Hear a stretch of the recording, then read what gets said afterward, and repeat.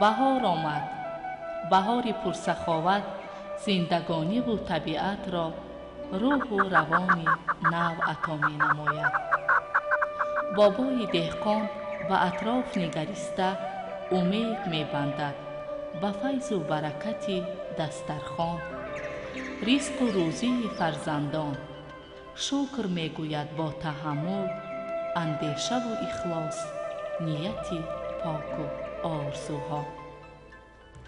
بهار هر سال می آید، ولی طبیعتش این است که ما انسانها را هرگز ترک نمی گوید و از خود در همه جا نقشه و نشانی می گذارد.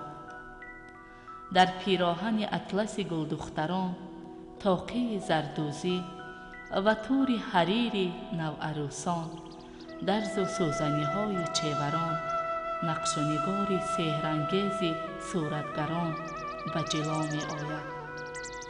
ای آدمان، بهار فرا آمده است.